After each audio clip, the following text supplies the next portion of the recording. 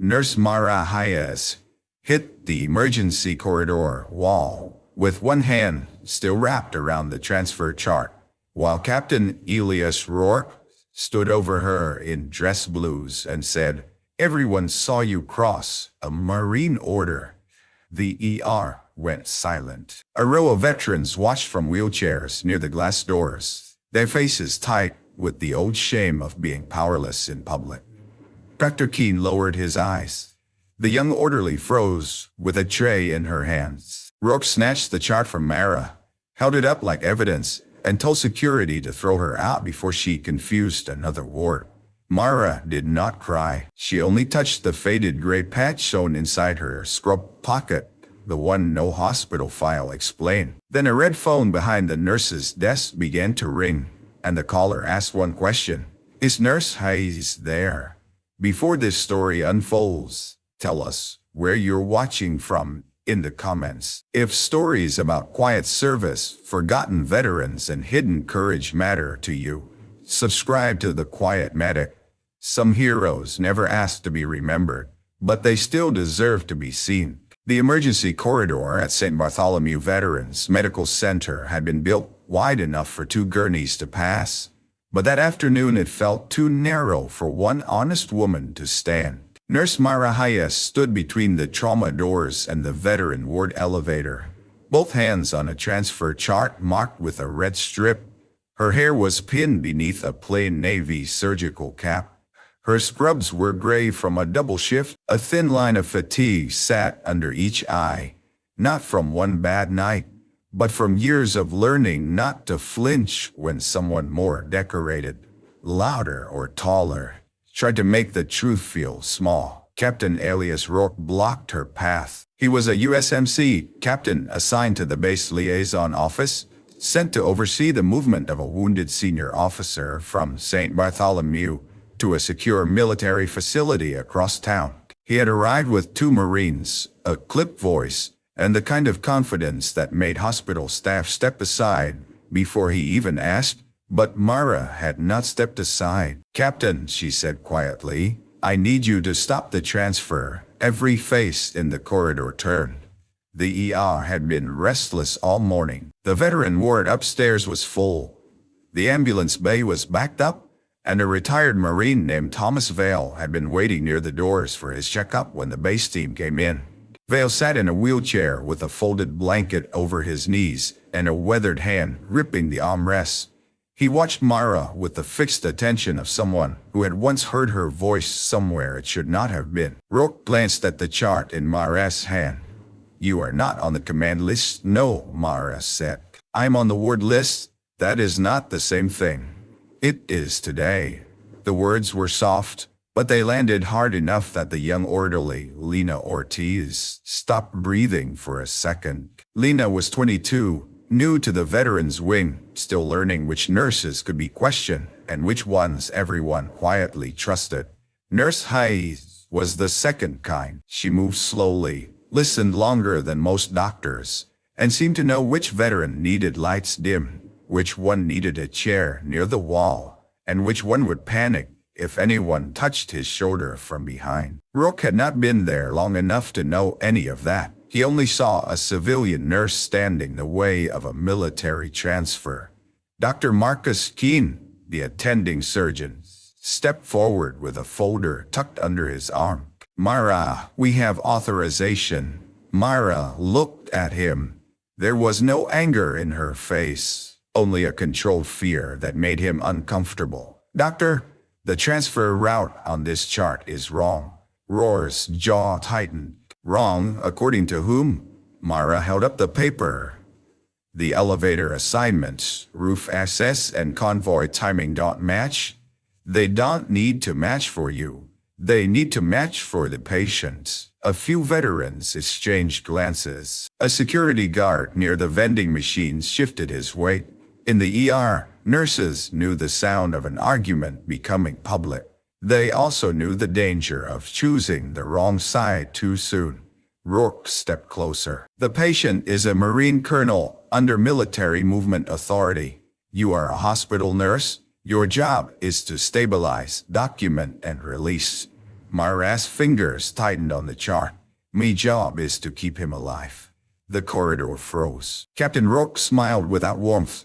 "You think you are the only person in this hospital who cares whether a Marine lives?" Mara did not answer. She looked past him toward the elevator, where two transport medics were preparing a gurney. The colonel was not visible yet.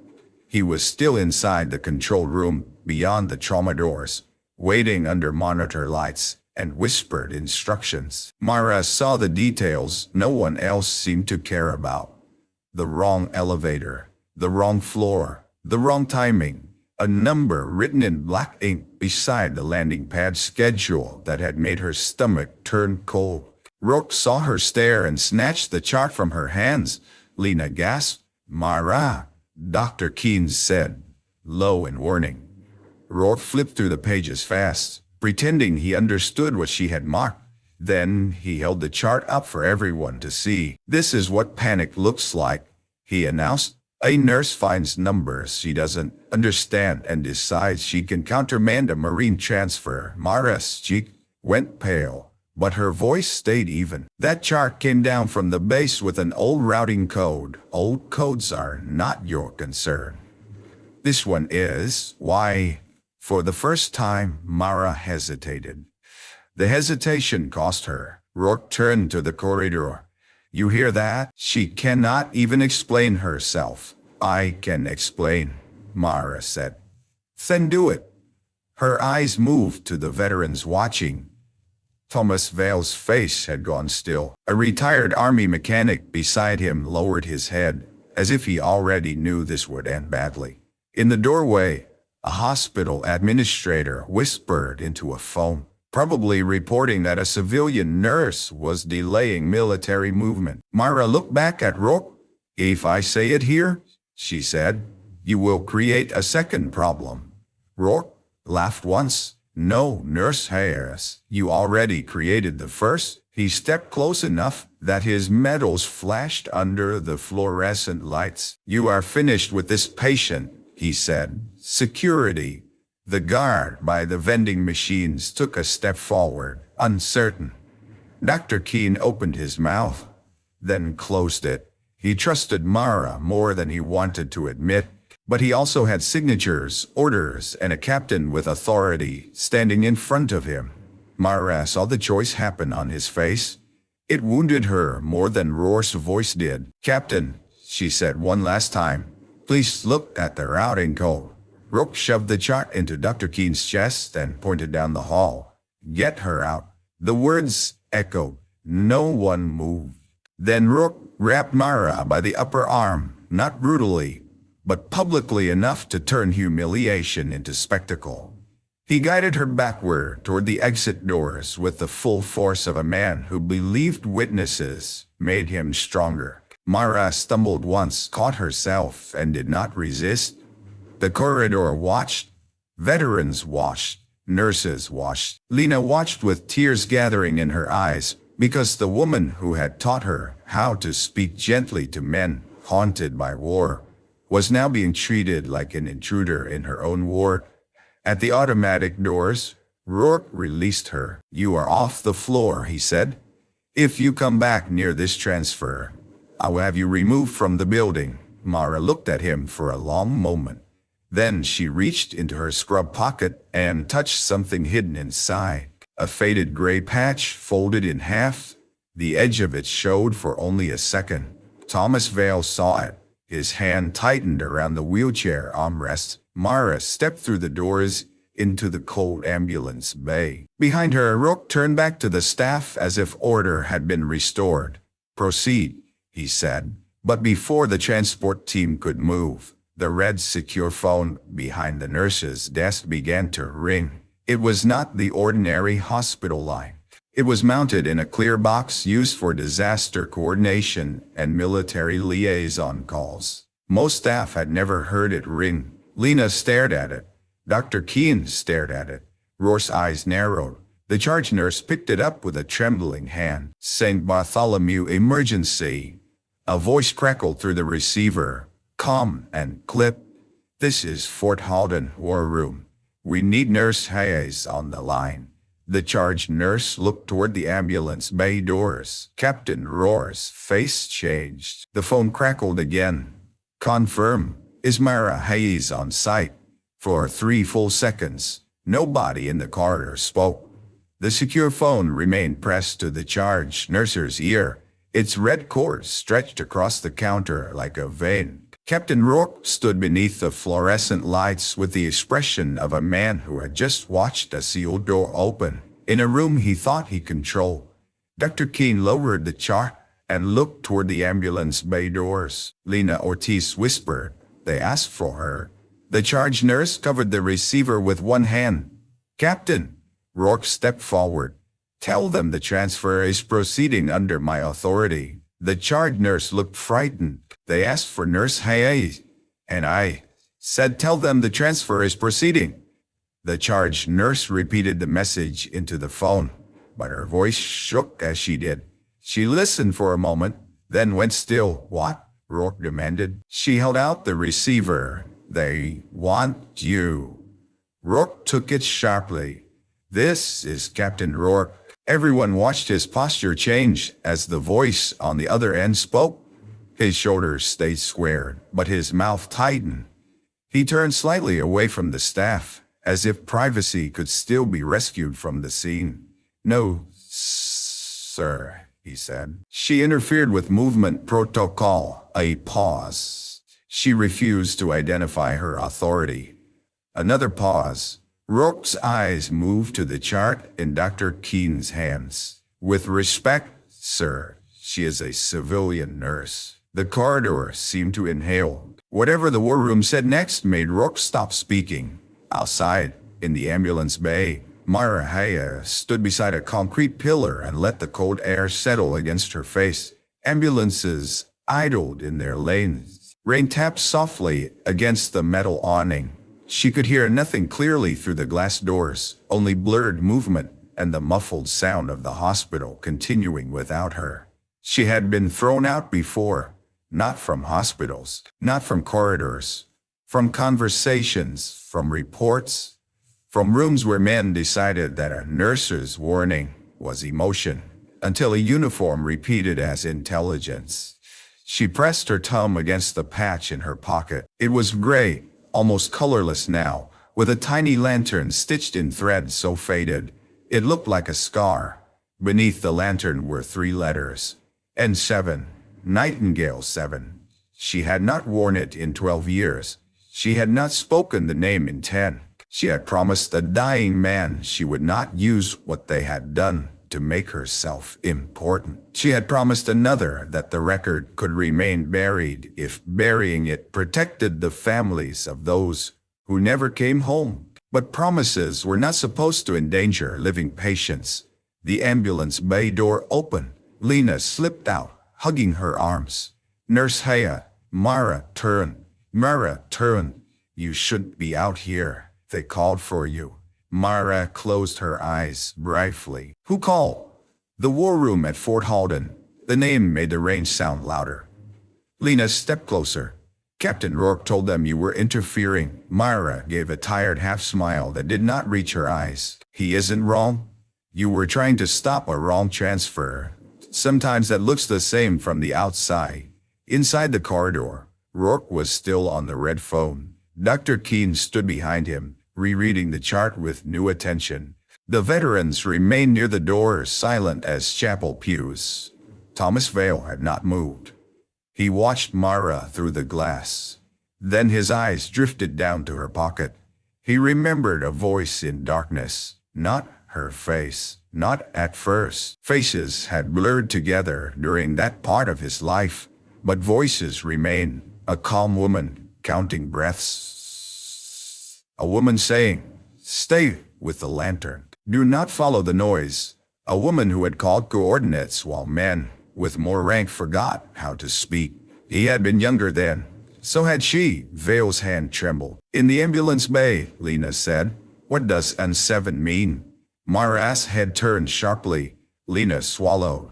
"I saw the edge of the patch. I'm sorry, I didn't mean. It's old. Is it military?" "No." Lena waited. Myra looked through the glass at Rourke. Not officially. The doors opened again. Dr. Keene stepped out this time, carrying the chart.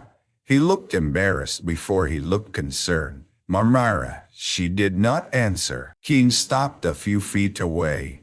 The war room wants you inside. Did Captain Rourke approve that? Keene flinched. It was a small thing, but Mara saw it. The humiliation in the corridor had not broken her. Dr. Keene's silence had cut deeper because he knew her. He had seen her sit with veterans no one visited. He had seen her catch medication errors without making younger nurses feel stupid. He had watched her keep a dying man calm by asking him about the smell of pine trees in Oregon, because she somehow knew that memory would reach him. And still, when the captain spoke, Keene had let the room turn on her. I should have stopped him, he said. Mara looked away. You had orders. I had judgment. Neither of them spoke for a moment. Keene held out the chart. The code you circled, 7 lamp gray. I thought it was a routing designation. ID years, but not for a roof transfer. Mara took the chart and looked at the circled numbers. Her expression changed in a way Lena could not read. It was not fear exactly. It was recognition mixed with grief. It was used for compromised corridors. Mara said, when a planned route might be watched, blocked, or baited. Keene stared at her. Baited. Mara did not answer directly. Lena felt the air change around them. Inside, Captain Rourke slammed the red phone down hard enough to make the charged nurse jump. Then, he turned toward the ambulance bay. The automatic doors parted. Nurse Hayes, he said. The title sounded different now. Not respectful, but cautious. Mara stepped back inside. Every eye followed her. No one apologized. Not yet. The corridor was too stunned for apology. Rourke stood near the nurse's desk, the red phone behind him, the chart in Mara's hands, and the veterans. Watch it, they say. Dr. Keene asked. Rourke ignored him. War room requests a verbal confirmation from Nurse Hayes. Lena's face brightened with relief. Rourke cut that relief down with one cold look. A confirmation, not command. Mara walked to the phone. As she passed Thomas Vale, the old veteran whispered something so faint, only she heard it. Lantern girl. Mara stopped. Her hand tightened on the chart. Vale looked up at her with wet eyes and a trembling mouth. I knew I heard you before. Mara's face softened with pain. Mr. Vale, she whispered. He tried to lift his hand in a salute, but age and illness made it falter halfway. Mara gently caught his wrist and lowered it before anyone could stare. Not here, she said. Rourke's voice cut across the corridor. Nurse Hayes. Mara moved to the desk and took the red phone. This is Hayes. The voice on the other end was older, male, and controlled. Confirm last code held under Nightingale 7. The hallway seemed to shrink around her. Mara looked at the chart, then at the elevator, then at the trauma doors behind which the colonel waited. She had avoided that code for years. Her voice, when it came, was steady. Ray Lantern route is not a transfer route, she said. It is a warning route. The voice on the phone went silent. Rourke leaned closer despite himself. If that code appeared in today's movement file, the patient should not go to the roof. He should be moved under ward cover to the old South Service corridor and held until verification. The war room voice spoke again. Lower now. Who else can see the chart? Mara looked at the faces around her. Everyone, she said. Then the red phone clicked and a second voice entered the line, one that made Captain Rourke go pale. This is Colonel Whitman. Do not move the patient. Seal the corridor and put Hayes in front of the map. The word seal changed everything. It did not create panic. Panic would have been easier. Panic runs, shouts, drops things. What settled over the corridor was worse. Controlled fear. The kind that told every veteran present that something invisible had entered the room. Captain Rourke turned to the two Marines near the trauma doors. Hold position.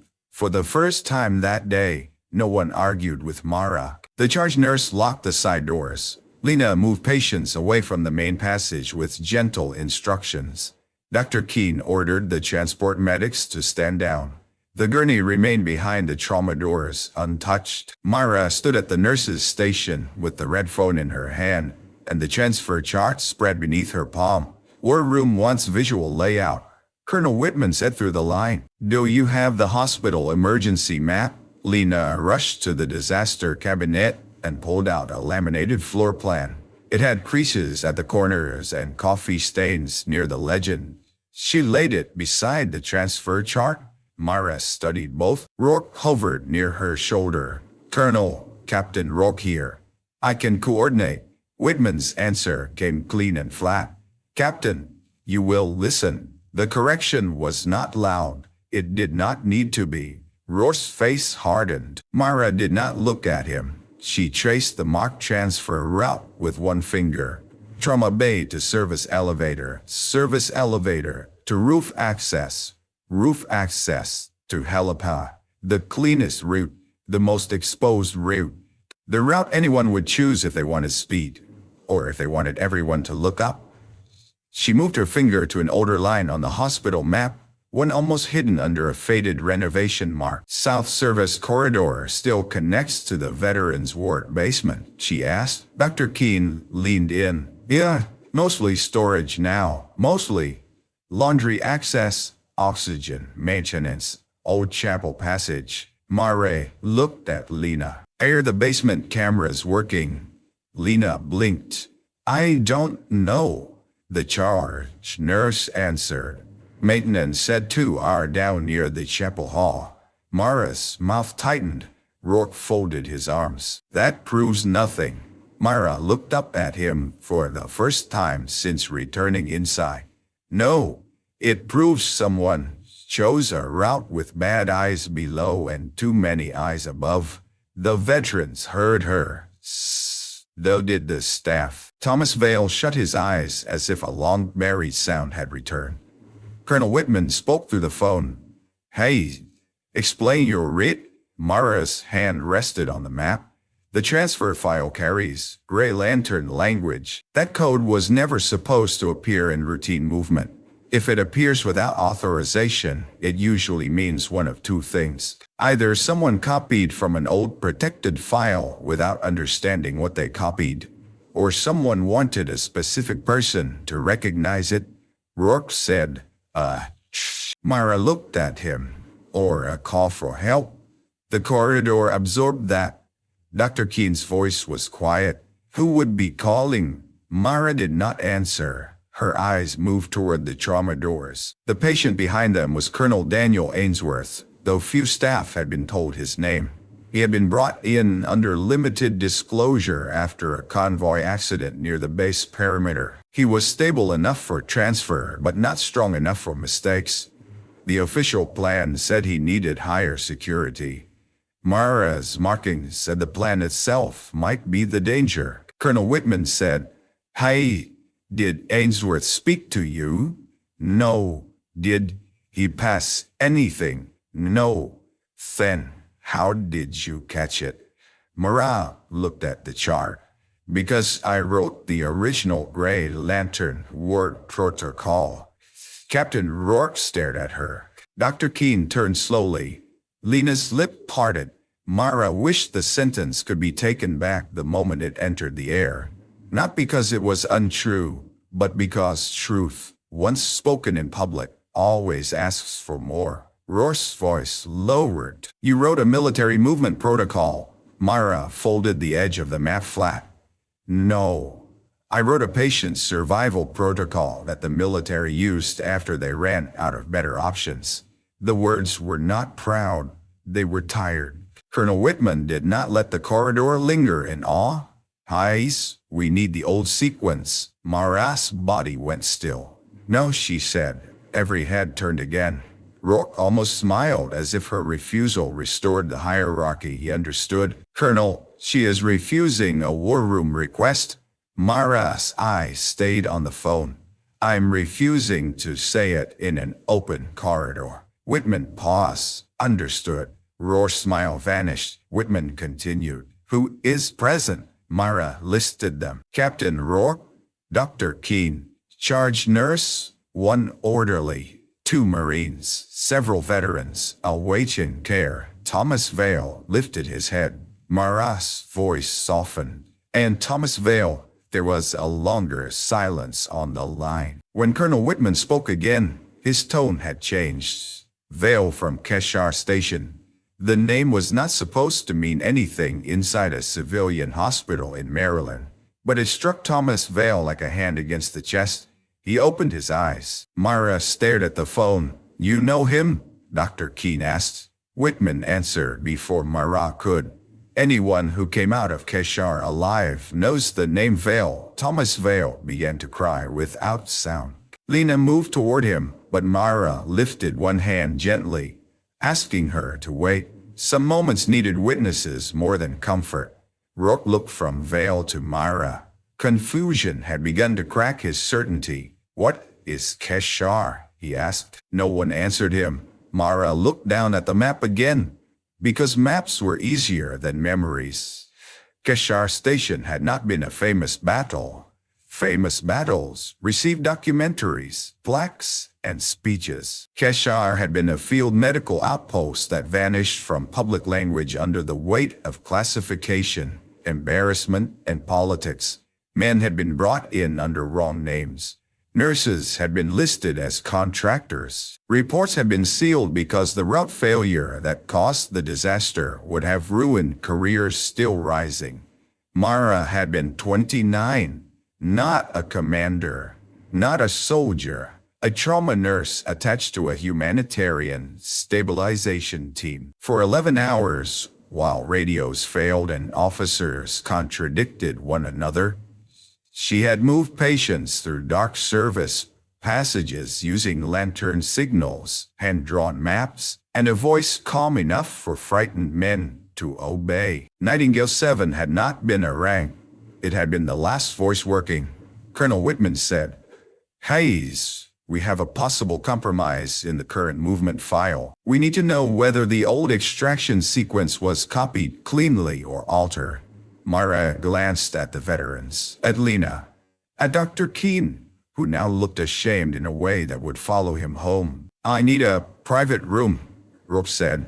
The consultation office, Mara replied. Too close to public access. Keene said, medication room. No windows, no windows. Whitman said, take the secure phone extension. The charge nurse found the extension unit in the disaster cabinet, with hands that fumbled twice before connecting it. Mara lifted the phone and turned from the desk. Before she could walk away, Thomas Vale spoke. She kept the lantern low. Everyone turned to him. His voice trembled, but grew stronger with each word. Then she came through the smoke with a gray light under her jacket so the wrong people would see it. She kept saying, follow the floor, not the noise. I thought she was an angel because I was young and scared, stupid. Mara closed her eyes. Vale looked at Rourke. You threw her out? The question was not loud. It was devastating. Rourke had no answer. Mara opened her eyes and stepped toward the medication room. As she passed the captain, she said quietly, the colonel upstairs might not have 11 hours. Then she closed the door behind her, and the corridor was left with the shape of what it had done. Inside the medication room, Mara Hayes stood under a humming ceiling light and looked at shelves of labeled bottles until they blurred. The secure phone sat on the counter beside a plastic bin of saline flushes. A war room was waiting for her. A colonel was waiting for her. A hospital corridor full of people who had watched her humiliation was waiting for her. But for one breath she was back in Cheshire. Not in the worst moment. She never let herself go there if she could help it. She returned instead to the moment before the worst, when she still believed rules could save people if everyone followed them hard enough. There had been a map then too. A bad map. A route drawn by someone far from the floor, far from the injured, far from the sound of men asking whether their mothers had been called. The official evacuation path, led through a passage that looked clear on paper and wrong in the bones. Mara has said so. A major had told her to stay in her lane. A surgeon had told her she was tired. A young corporal had laughed because he thought a nurse with shaking hand could not understand a combat map. Then the passage failed. After that, nobody laughed. Mara pressed the heel of her hand to her eye until the memory moved back into its locked room. Colonel Whitman's voice came through the secure line. "Hi, yes, I'm here. Are you alone?" "Yes, do you consent to reactivation of Nightingale 7 protocol for temporary advisory status?" The formal language almost made her laugh. "Colonel," she said, "you cannot reactivate something the record says never existed." A pause. "No," Whitman admitted, "but I can ask the woman who saved my brother to help me save another man." Mara's hand went still. She had not known. Whitman continued, quieter. "Lieutenant Aaron Whitman. Our station. He lived 3 years longer than anyone expected because you moved him first." Mara leaned against the counter. "I remember Aaron," she said. "He remembered you until the end." The room became very small. Mara swallowed. Then asked, "We need the sequence." Mara closed her eyes and spoke the words she had not spoken in more than a decade. "Ray lantern means visible route compromise. First number identifies false elevation. Second number identifies blind corridor. Third marker identifies protected human asset. If the file says roof access but carries gray lantern, do not go up, go down. If the map shows a clean south line, check chapel access. If 2 cameras are down, assume invitation, not accident." Whitman repeated the last line softly. "Invitation, not accident." "Yes, we have 2 cameras down in South Maintenance. Then South might also be bait." Whitman's voice sharpened. "Recommended route." Mara opened the medication room door just enough to see the hallway map through the glass partition. She pictured the hospital not as it looked to visitors, but as it moved at night. Laundry carts, oxygen tanks, staff elevators, veterans who wandered when dreams got too loud. The old chapel where families prayed because the ICU waiting room felt too cruel. The janitor's closet with a second door no one used because the handle stuck. The veterans ward hallway where Thomas Vale always wanted his chair facing east. "Not roof," she said. "Not south basement. Move him through the ward." Whitman said nothing. Mara continued. "Use the veteran ward as cover. It is crowded, emotionally noisy, and familiar to staff. Keep him low profile. No dress uniforms in front. No announcement. No visible military transfer posture. Bring him to the old imaging corridor. Then out through physical therapy to the covered ambulance lane. That corridor is not listed as secure. That is why it might still be safe. Who can guide it?" Mara looked back into the hallway. Captain Rourke stood near the nurse's desk, speaking quietly with Dr. Keene. His face had lost some of its arrogance, but not enough. Men like Rourke did not surrender certainty all at once. They fought it in stages. "I can," Mara said. Whitman exhaled. "That is why the war room asked for you." The sentence struck harder than she expected. For years, Mara had told herself she did not need anyone to ask for her. She did not need recognition. She did not need names restored or records corrected.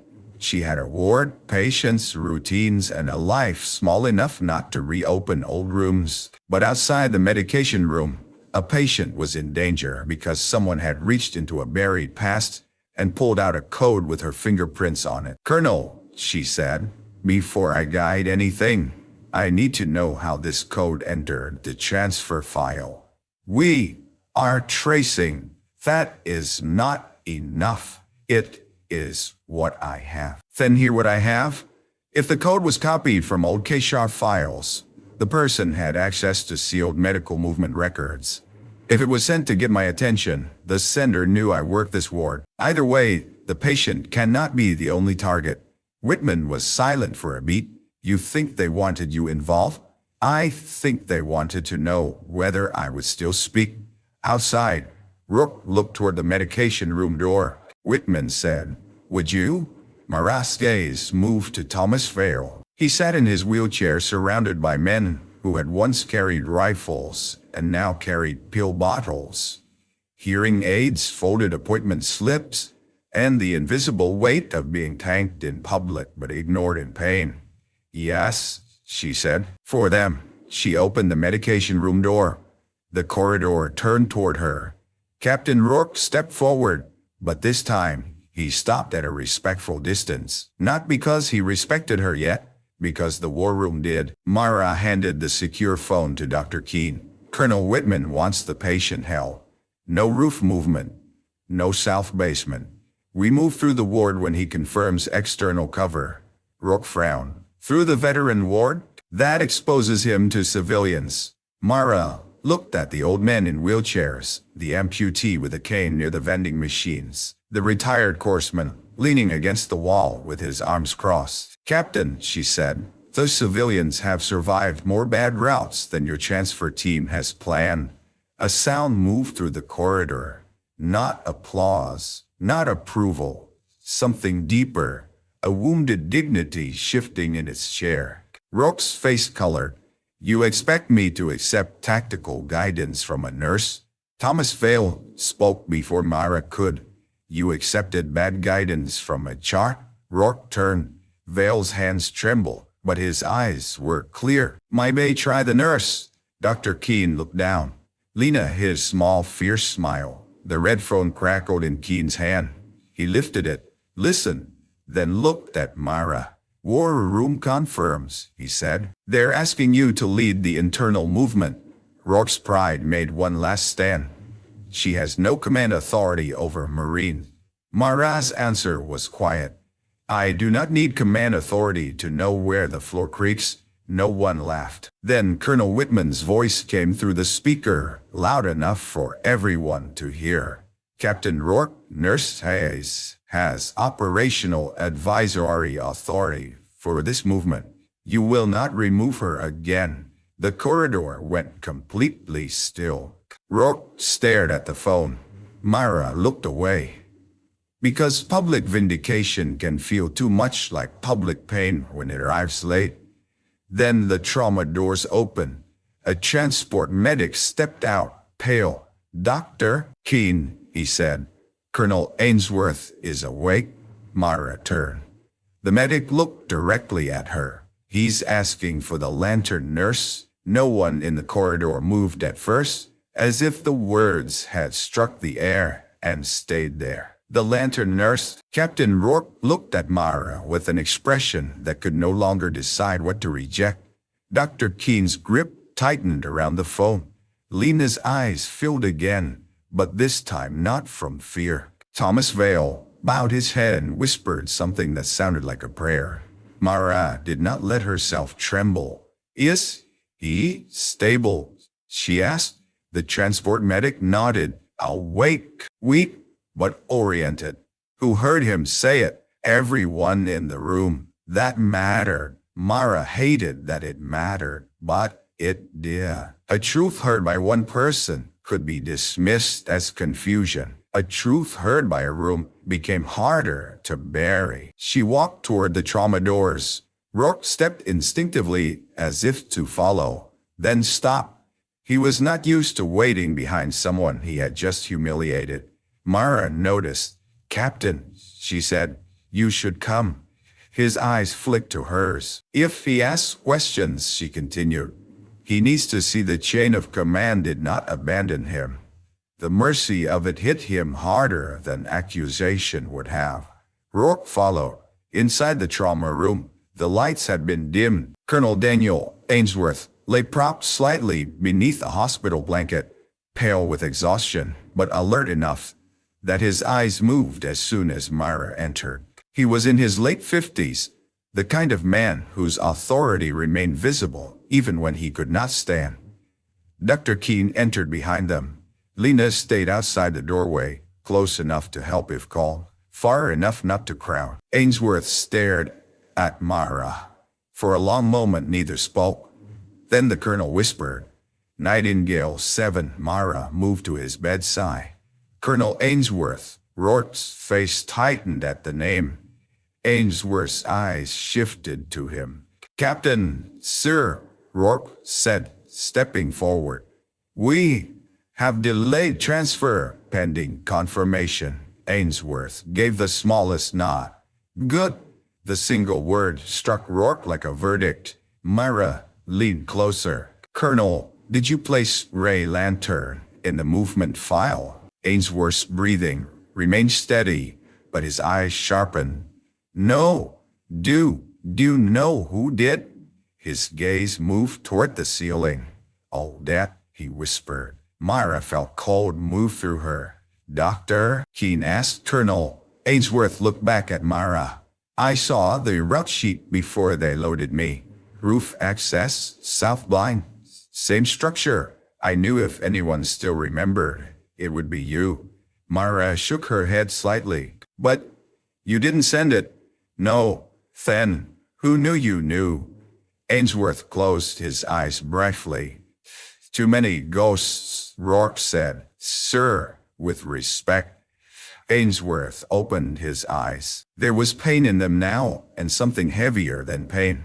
"I signed the Keshar closure memo," he said. Mara went still. The room changed. Dr. Keene looked at her, confused. Rourke looked between them. Ainsworth's voice weakened, but he forced it on. "I was a major then. Staff office. I did not cause the route failure. But I signed the language that made it look like weather, confusion, contractor error." Mara's face became unreadable. "You sealed the nursing logs," she said. Ainsworth looked at her with shame so old it had become part of his bones. "Yes." The monitor hummed softly. Rourke seemed to shrink without moving. He had entered St. Bartholomew, believing the conflict was between military order and civilian emotion. Now he stood beside a bed where a colonel confessed that a nurse's buried record had been hidden, not because she was unqualified, but because she had been right when others were wrong. Mara's voice remained even. "Why are you telling me now?" Ainsworth swallowed. "Because the file reopened last month." Rourke's head snapped up. "By whom?" Ainsworth looked at him. "War Review Board," quietly. "I was scheduled to testify." Mara understood before anyone else did. "The transfer wasn't about care," she said. Ainsworth nodded faintly. "It was about timing." Dr. Keene's face went pale. "Someone wanted to control whether you reached Fort Halden, or what I said when I did," Ainsworth whispered. Mara looked at the chart in her hand. "And they used Gray Lantern, because it would force old names into the open." Ainsworth's eyes glistened. "I am sorry." The apology was too small for what had happened, and too late for those who were gone. But it was also the first time anyone with a signature on that old lie had said it to her face. Mara did not forgive him. Not then. Forgiveness under pressure is often just another form of silence. Instead, she asked, "Do you have evidence?"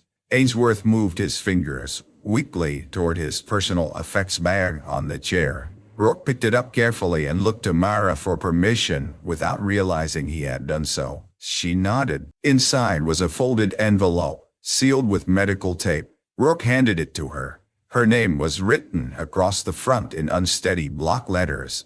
"Hayes." Mara stared at it. Ainsworth said, "I tried to send it to your ward office. Didn't trust base channels." He opened the envelope. Inside was a small brass badge, dull with age, and a folded copy of a report page. The badge was not official military insignia. It was a field medical access tag from Keshar Station, stamped with the lantern symbol and the number 7. Mara's throat tightened. She had lost hers during the final evacuation, or thought she had. Ainsworth whispered, "You dropped it when you carried Vale." Mara closed her fist around the badge. Through the trauma room window, Thomas Vale watched from the corridor. as if some part of him had heard his name through glass. The folded report page was worse. It contained a list of names under the heading Temporary Medical Route Authority. Most names were blacked out. Hers was not. Mara Hayes, RN, Field Triage, Lead, Nightingale 7. Keene read over her shoulder and whispered, Field Triage Lead. Mara said nothing. Rourke read the page too. The color drained from his face. Ainsworth breathed carefully. It was buried. The sentence found its way through the glass, through the corridor, into the eyes of every person watching. Mara folded the report page slowly. Colonel, she said, we need to move you. Ainsworth looked at her. Do you trust me to live long enough to testify? It was a terrible question. Mara looked at the man who had helped bury her name and now might be the only one who could restore the truth. She looked at the captain who had thrown her out and now stood waiting for her instruction. She looked at the badge in her hand, the proof of a younger woman who had walked through terror with a lantern under her coat. I do not need to trust you, she said. I need to keep you alive. Ainsworth closed his eyes, accepting the mercy he had not earned. Mara turned to Rourke.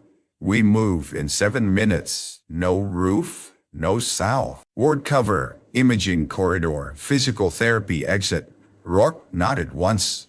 Understood. Mara held his gaze. And Captain, yes, if you put your hand on my arm again, the war room will hear about it from me. Rourke swallowed. Yes, nurse, Nurse Harris. Outside the room, Lena heard the change in his voice and stood taller. Then the red phone rang again. Dr. Keene picked up the extension. His face tightened. Mara, he said. War room says the external convoy is delayed. They need you to hold the hospital route for 20 minutes. Mara looked toward the veteran ward elevator. 20 minutes was a lifetime when a bad route had already been drawn.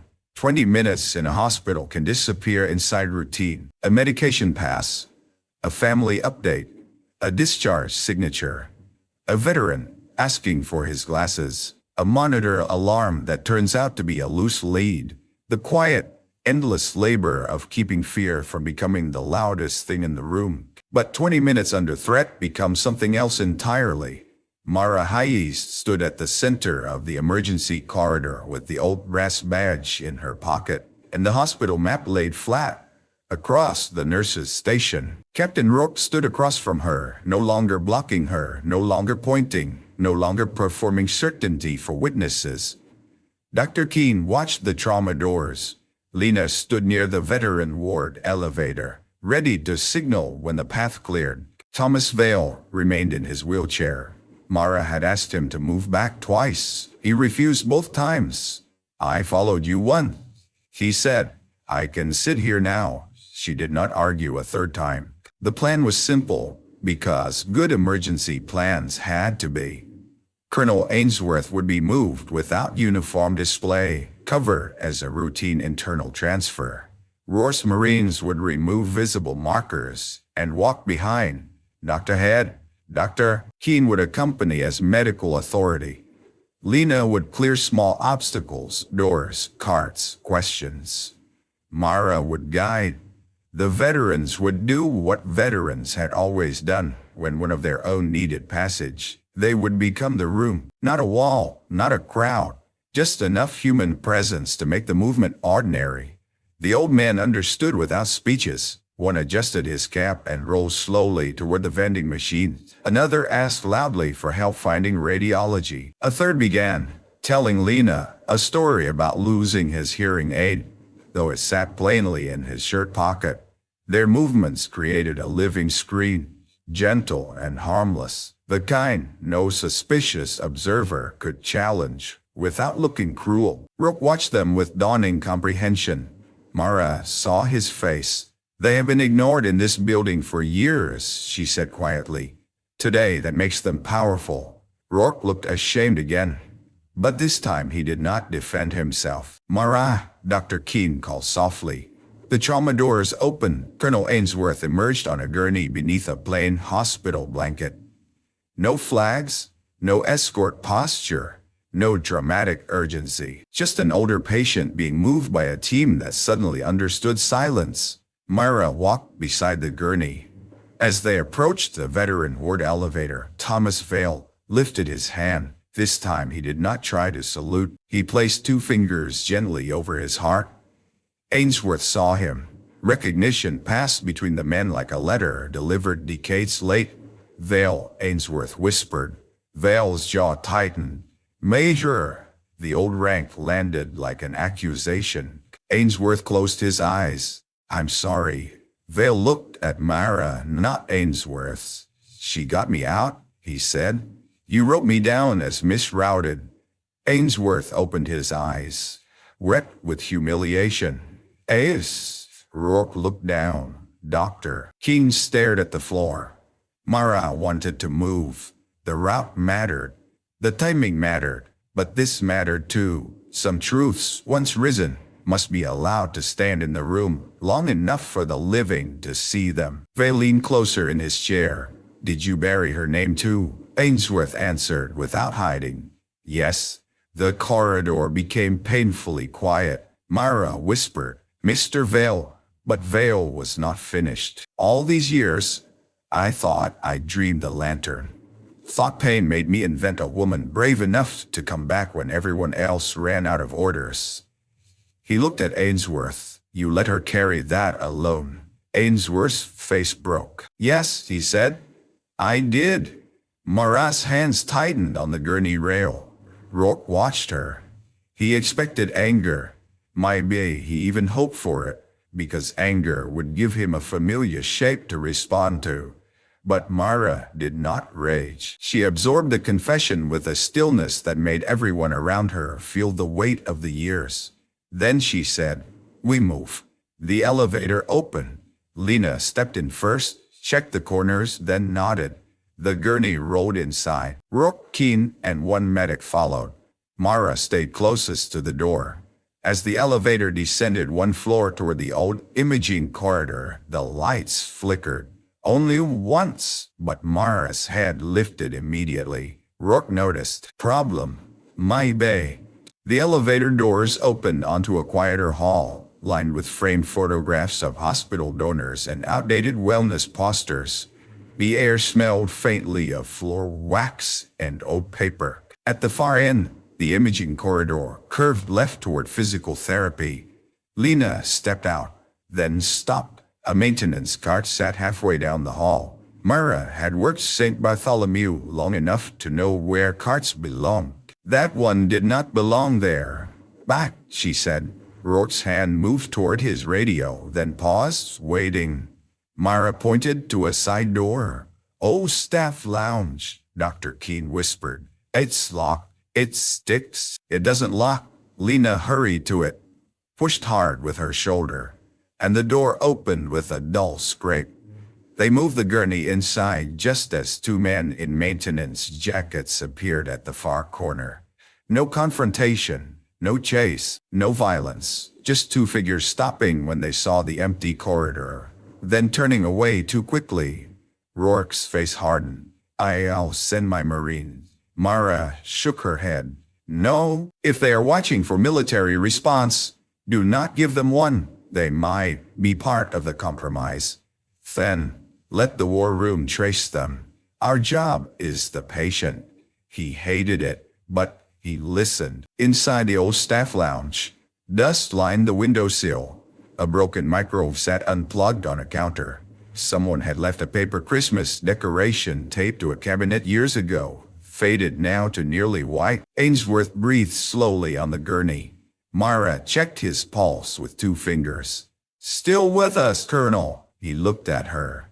I followed your floor, not the noise. The old phrase struck everyone differently. Rourke looked at her. What happened at Keshar? He asked quietly. Myra kept her eyes on the patient. So your route failed. It's not an answer. It's the answer people survive with. Rourke accepted the rebuke. Then, after a moment, he said, I was wrong in the corridor. Mara did not look up. Yes, I humiliated you. Why, yes, I thought authority meant I couldn't. His time. She looked at him. No, she said. Authority means you know when hesitation is the last honest thing left. Rourke had no reply. The secure phone extension buzzed in Dr. Keen's hand. He answered, "Listen," then looked to Mara. "War room says external cover is 2 minutes out. They've identified unauthorized access to the transfer file." Mara's eyes narrowed. "From where?" Keen listened again. His face changed. "St. Bartholomew Administrative Terminal," he said. Lena whispered, "Inside the hospital." Mara felt the final piece slide toward place. Rourke said, "Who?" Keen listened, then shook his head. "They don't have a name yet. Just an office." Mara already knew which office had called during the humiliation. She looked back toward the emergency corridor in her mind and saw the administrator whispering into a phone while Rourke threw her out. "Not fear now. Decision. We continue," she said. "But not to physical therapy." Rourke frowned. That was the route. It was the route. It was the route before they knew we changed route. If access came from inside, assume the exit is watched, Keen asked. Then where? Mara walked to the dusty window and looked down at the covered ambulance lane below. Beyond it, under the rain, an old chapel entrance sat beneath a green awning. Families used it when they needed to enter without crossing the ER. She turned back. The chapel. Rourke stared. "You rejected South because of chapel access. I rejected the basement chapel hall, not the public chapel entrance," Lena said. "There's a lift behind the sanctuary for hospice patients." Mara nodded. "It opens near the lane." Rourke looked at her with something close to awe. Outside the lounge, footsteps approached. Everyone went still. A soft knock came at the door. Then Thomas Val's voice, breathless from the effort of being pushed by another veteran. "Lantern girl," he called. "You forgot your cover." Mara opened the door. Val sat outside with 6 veterans behind him. Wheelchairs and canes lined in the hall like quiet armor. He lifted his chin. "Take us to chapel," he said. The chapel at St. Bartholomew had been built for families who had run out of words. It was small, with plain wooden chairs, a glass bowl of paper prayer slips, and a narrow stained glass window that turned afternoon rain into blue shadows on the floor. Veterans came there after bad scans. Nurses came there when they lost a patient and had 30 seconds before the next call light. Dr. Keen had once slept there, sitting upright, after a surgery that ended with a mother thanking him for trying. Mara Hayes had avoided it for years. Chapels made silence too honest. Now she guided Colonel Ainsworth's gurney through its side entrance while Thomas Vale and the other veterans gathered in the sanctuary behind them. Lena held the door. Dr. Keen moved beside the patient. Captain Rourke walked last, watching every hallway with a changed face. The war room stayed connected through the secure extension. Colonel Whitman's voice came low. "External team is in the lane. 2 unmarked vehicles. No lights. No uniforms at the entrance." Mara looked through the chapel window and saw them. "Good," she thought. "Quiet." Ainsworth opened his eyes. "Hey." She leaned closer. He struggled to move his hand. "The report page is not enough, I know. There is a full archive copy." "Where?" His eyes shifted toward Rourke. Rourke stepped nearer. Ainsworth whispered, "Captain, inside my jacket lining." They did not search because they thought the envelope was the confession. Rourke moved carefully to the personal effects bag and found the jacket. Inside the lining, beneath a loose seam, was a slim data card taped flat. He held it like something sacred. "What is on it?" he asked. Ainsworth looked at Mara. "Original nursing logs, route warnings, names of those who objected, names of those who altered the report." Mara felt the chapel tilt around her. For 12 years, she had lived as if the truth had been burned down to ash. Now it sat in a Marine captain's palm, small enough to hide beneath a seam. Rourke turned to her. This was the moment, she realized, when he could have tried to reclaim control. He could have handed it to the war room, to Keene, to anyone whose title made him more comfortable. Instead, he held it out to Mara. "It has your name in it," he said. "You should carry it." Mara stared at him. Then she took the card. It felt weightless. It was not. Behind her, Thomas Vale began to weep openly, not loudly, not dramatically, just an old man finally hearing that his memory had not been madness. Mara placed the data card beside the brass badge in her pocket. Colonel Whitman spoke through the phone. "Hayes, confirm possession." Mara lifted the receiver. "Confirmed. External team ready." Rourke looked toward the chapel exit. "I'll go first." Mara shook her head. "No." His jaw tightened out of habit, but he stopped himself. "Why?" "Because if anyone is watching, they expect military firsts." "Then who?" Mara looked at Vale. The old veteran smiled through tears. "I always wanted to lead a parade." Lena laughed once, a small broken sound of relief. The chapel doors opened. Thomas Vale rolled out first, pushed by Lena, with the other veterans around him in a loose cluster. To anyone watching from a distance, they looked like patients leaving a chapel service. Behind them came Mara and the gurney. Dr. Keene walked with his hand on the rail. Rourke followed in plain posture. No command voice, no display.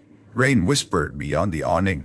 The unmarked vehicles waited at the covered lane. Halfway there, the hospital administrator stepped from a side hall. Her name was Paula Voss. She had been at St. Bartholomew for 11 years, always polished, always smiling at donors, always speaking of efficiency as if human suffering could be solved with cleaner spreadsheets. She had been the one on the phone during Mara's humiliation. "Where are you taking that patient?" Voss demanded. The group stopped. Rourke moved forward, anger rising. Mara lifted one hand, stopping him. Voss looked at Mara with contempt sharpened by fear. "You were removed from this floor." Mara's voice remained calm. "And asked back. This hospital will not be dragged into a military investigation because a nurse with delusions of importance." Thomas Vale interrupted her. "Careful." Voss looked down at him. "Excuse me." Vale's voice was frail, but the chapel around him seemed to hold it up. "That nurse is the reason I came home." Voss flushed. "This is not your concern." One of the other veterans spoke from behind him. "Lady, this whole building is supposed to be our concern." Dr. Keene stepped forward now, not hiding. "Administrator Voss, this patient is under war room protection." Voss' eyes flicked toward the gurney, then toward the exit, then toward Mara's pocket. Mara saw it. So did Rourke. The war room voice came through the extension in Keene's hand. "Captain Rourke, confirm visual on Paula Voss." Rourke took the phone. "Confirm. Do not engage beyond obstruction. Federal officers are entering the building." Voss heard enough to understand. Her face changed. For a moment, all the polished authority fell away, and everyone saw the fear beneath it. "You don't understand," she said. "The hospital was going to lose funding. The review would have destroyed partnerships, old records, old mistake, old men," Mara said. Voss stared at her. Mara stepped closer, not far from Ainsworth, not far from Vale, close enough that Voss could hear every word without the corridor needing to. "Those records were people. Those mistakes were people. And every time you call them old, you prove why the truth had to come back." Voss's mouth opened, but no defense came. From the far end of the hall, 2 federal officers entered with hospital security. No weapons drawn, no spectacle, just the steady arrival of consequence. Voss looked at Captain Rourke as if he might save her. He did not.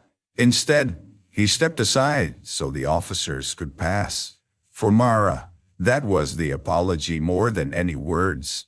Not enough, but real. The officers escorted Voss away. Staff gathered at the edges of the hall, whispering.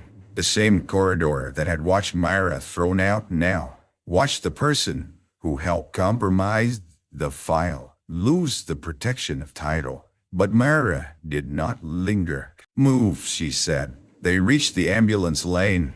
The external medical team received Colonel Ainsworth with controlled urgency.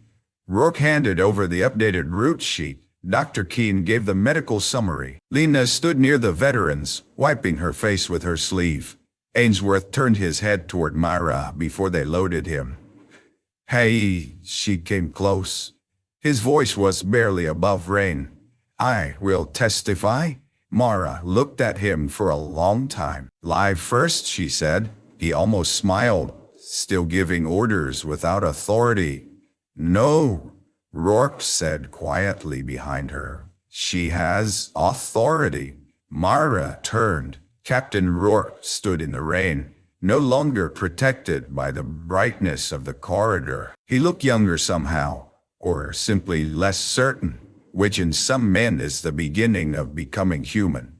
He faced her fully. Nurse Hayes, he said, loud enough for the veteran staff and war room phone to hear. I publicly removed you from your post. I was wrong. I disrespected your judgment, your service, and this ward. I apologize. The ambulance lane went silent except for rain. Myra did not rush to absolve him. She had learned long ago that women were often expected to make men feel clean the moment they admitted making a mess. So she let the apology stand on its own. Then she said, "Do better for the next nurse before a war room has to ask for her." Rourke bowed his head. Yes, Mom. The words moved through the veterans like warmth. Thomas Vale lifted his shaking hand again. This time he did salute, not high, not sharp, but with every piece of strength he had left. One by one, the other veterans followed. Myra's breath caught. She had not wanted a salute. She had spent years avoiding rooms where gratitude became performance. But this was not performance. These were men remembering the difference between rank and courage. Myra reached into her pocket and took out the brass badge. The lantern caught the gray light. Thomas Vale smiled through tears. Knew I didn't dream you. Myra knelt in front of his wheelchair. No, she whispered. You didn't. Behind them, the secure phone crackled one final time in Dr. Keene's hand. Colonel Whitman's voice came through, not as a command now, but as witness.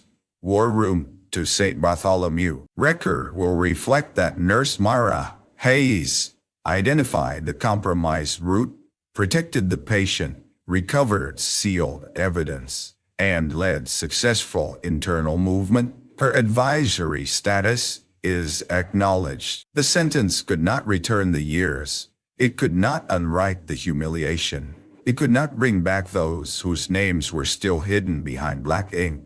But it placed one truth back where it belonged, in the open. Later, after Colonel Ainsworth was safely transferred, after Paula Voss was questioned, after federal officers sealed the administrative office, the veteran ward became strangely quiet. Not peaceful, quiet. There is a difference. Peace means the wound has healed. Quiet means the wound has finally been named. Myra returned to the corridor where Rourke had thrown her out. The transfer chart still lay on the nurse's desk, now inside a clear evidence sleeve. The red phone rested in its cradle. Staff moved carefully around her, unsure whether to apologize, thank her, or pretend they had never doubted. Dr. Key approached first. Myra, he said. She waited. I knew enough to trust you, he said. I didn't. I'm sorry. She looked at him. His shame was not theatrical. That helped. You will next time, she said. It was not forgiveness exactly. It was instruction. Lena came next, holding a cup of coffee that had gone cold. I didn't know what to do, she said. Myra took the coffee anyway. You came outside. I was scared. I. Lena looked surprised. You didn't look scared. Mara gave her the faintest smile. That's not the same thing. Across the corridor, Captain Rourke stood with Thomas Vale. The old veteran was speaking, and Rourke was listening, truly listening. No folded arms, no impatient nod. Just a Marine captain receiving a history he should have known before he tried to command the room. Vale caught Mara watching and waved her over. She came reluctantly. Captain wants to know about Keshar, Vale said. Rourke looked embarrassed. Only what you're willing to tell. Mara looked at the veteran's work doors. Through them came the sounds that had defined her life after the war. A call bell, a laugh from a room where someone had finally found the right channel on the television. A nurse reminding a patient to use his walker. The soft roll of a medication. I'll tell you where to start, she said. Rourke straightened. Start with the nursing logs, Mara said. Not the command summaries. Not the award citations. Not the speeches. Read the notes written at 3 a.m. by people nobody quoted. That's where the truth usually survives. Rourke nodded. I will. Thomas Vale smiled. Man read the part where she told a major he was wrong. Mara looked at him. Mr. Vale. What? Best part. For the first time all day, Mara laughed. It was small, tired, almost gone as soon as it arrived. But everyone who heard it understood they had been given something rare. That evening, the war room sent a formal request for Mara's statement. Not a demand, a request. It arrived through secure channels and ordinary email, as if both worlds had finally agreed she existed. Mara sat alone in the nurse break room after her shift ended. The brass badge lay on the table beside the gray patch. For years, the patch had been enough because it was private. The badge was different.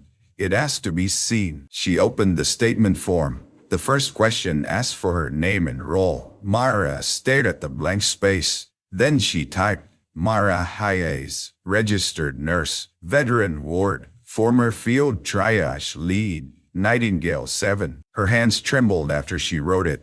Not from fear this time. From the strange pain of returning to herself. Some people are thrown out of rooms they once saved. Some names are buried because truth embarrasses power. But quiet service does not disappear just because no one salutes it. Nurse Hayes did not need the war room to make her brave. She had always been brave. They only finally asked the right person. If this story moved you, comment your country, honor a quiet medic, and subscribe for more stories from the Quiet Medic.